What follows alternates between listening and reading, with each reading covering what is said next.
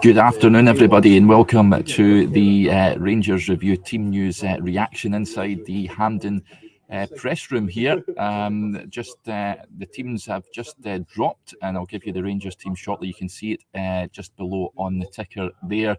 It's McGregor who comes in for John McLaughlin. And James Tavernier starts at right back, Connor Goldson and Ben Davis in the heart of defence, with Borna Barisic at left back, Ryan Jack, John Lundstrom and Malik Tillman in midfield, Ryan Kent, Fashion Sakala supporting Alfredo Morelos up top. On the bench, John McLaughlin, Glenn Kamara, Scott Wright, Kamar Roof, Charlie McCann, Scott Arfield, Leon King, Adam Devine and Alex Lowry.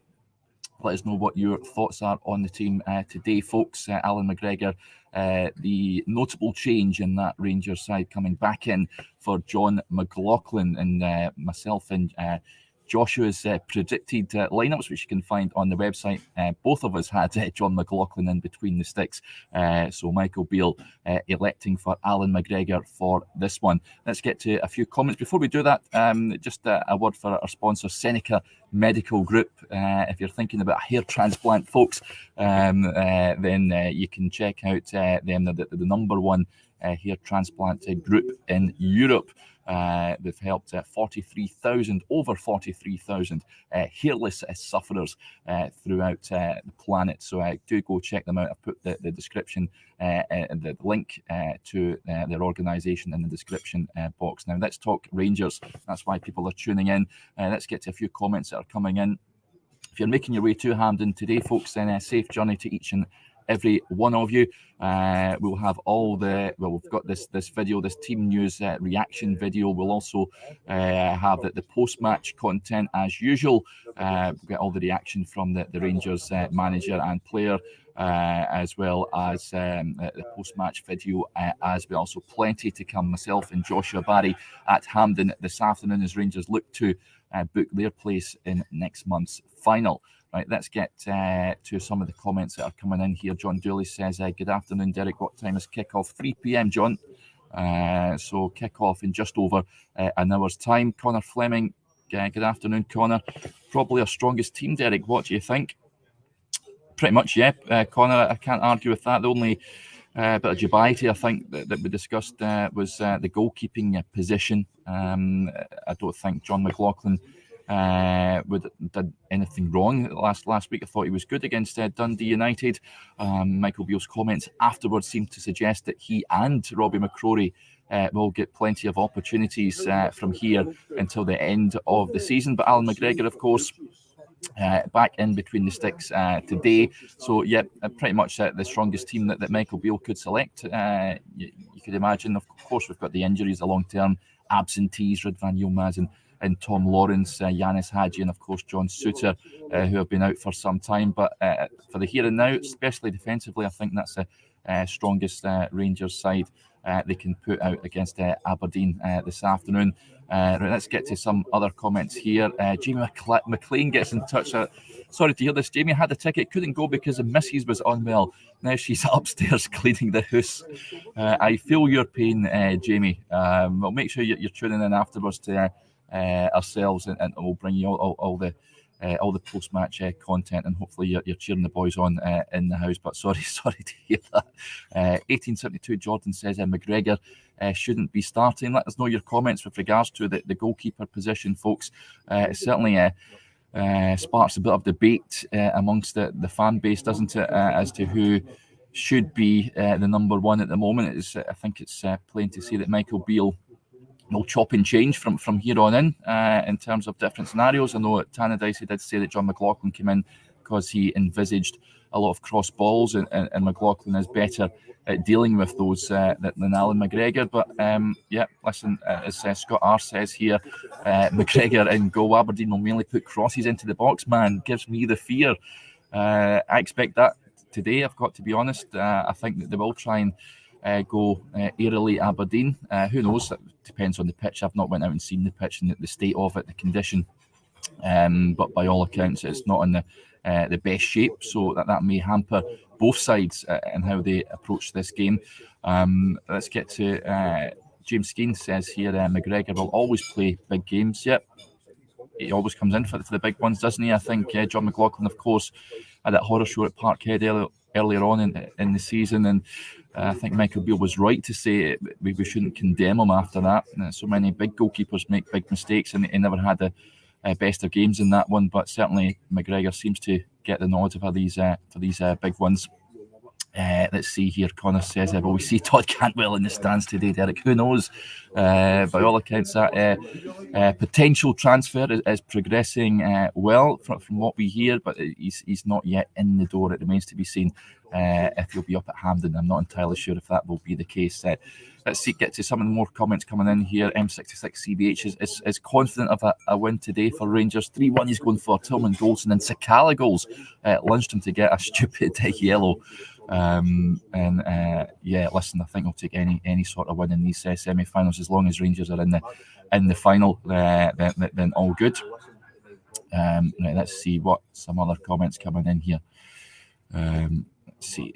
Derek H says McGregor should not be playing. His presence is now an issue as far as he's concerned. As long as he's no longer good enough. Legend though. Listen. You're not alone, Derek. A lot of supporters want to see some movement in terms of the goalkeeper position.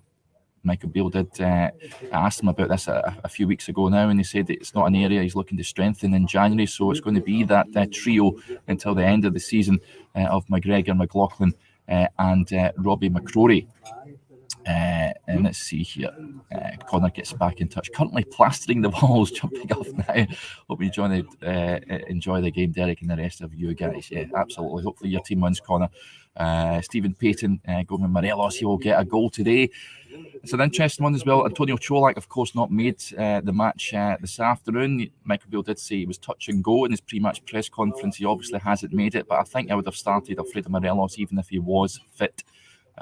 Even though the Aberdeen captain certainly feels that Antonio Cholak is the superior player. But for me, Alfredo Morelos certainly did a job when he came on at half-time at Tannadice last week. I think he creates space for other players to play into. I think that the goals that we've seen were sublime goals, you've got to say, from Sakala and Tillman. Morelos certainly leads that line well and creates space for others. So, I mean, interesting to see how Morelos gets on today. I think he could certainly do with a goal here today in RFC's 56. It feels that too. He's going for a Morelos to score in a 4-1 win today. I'm confident as well.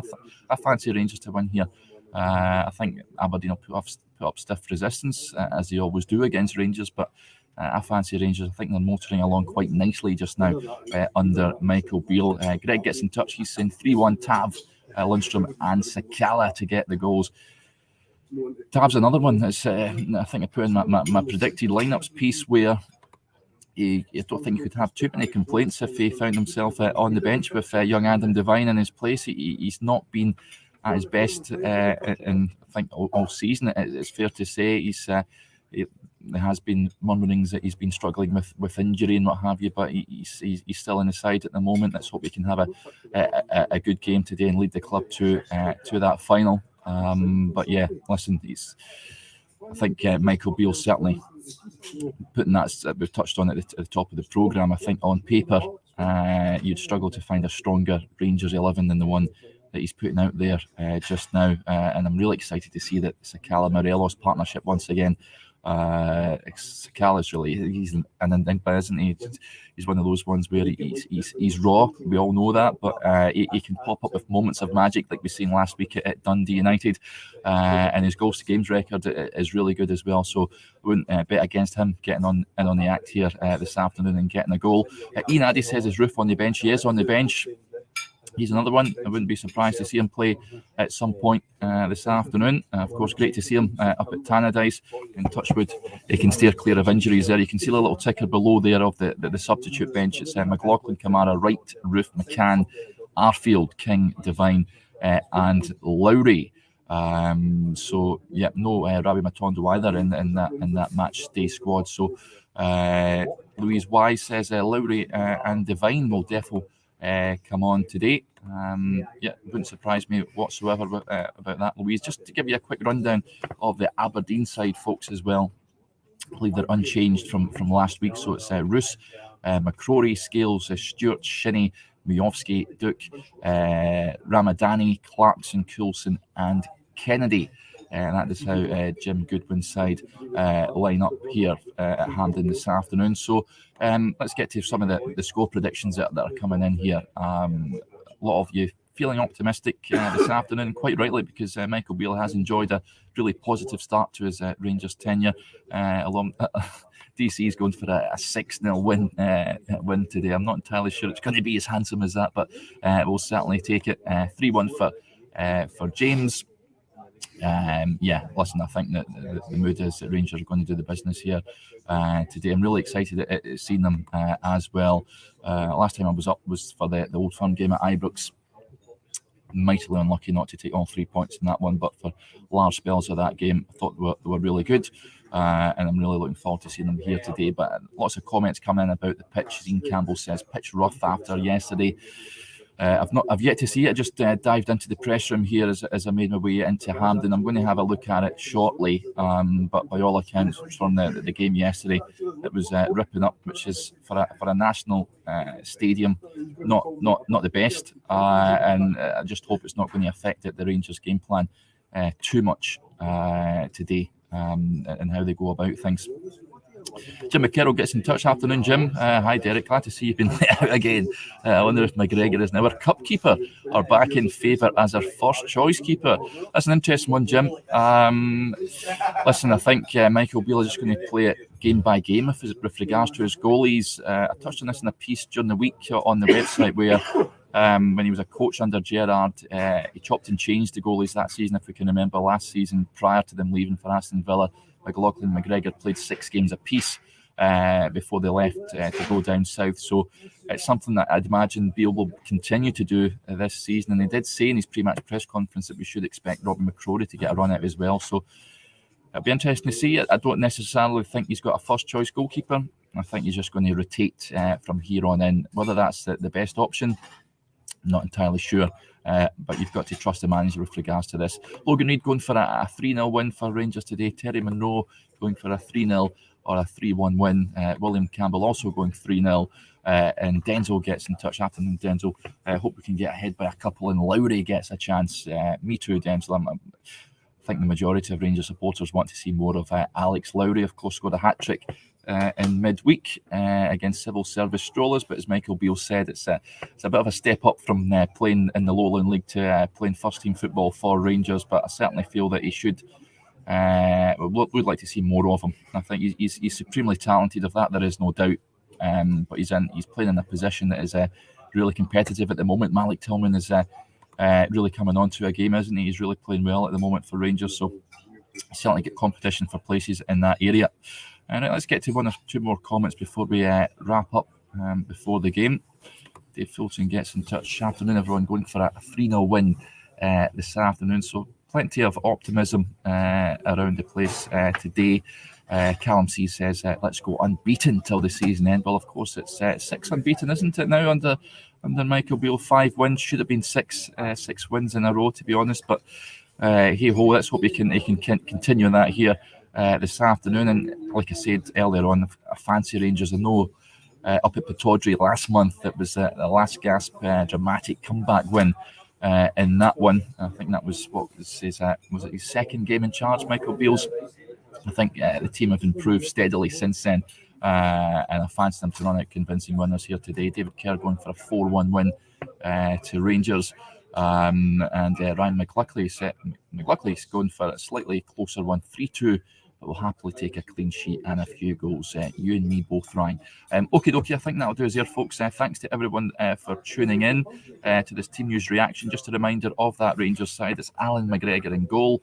Back 4 of James Tavernier, Connor Golson, Ben Davis and Borna Barisic. A midfield of Ryan Jack, John Lundstrom with Malik Tillman just slightly in front of them. Ryan Kent and Fashion Sakala supporting Alfredo Morelos up top. Very strong looking side from Michael Beale, and let's hope they can do the business this afternoon and book their place in next month's final. Okay, we'll speak to you again later on, but until then, enjoy the game. Bye for now.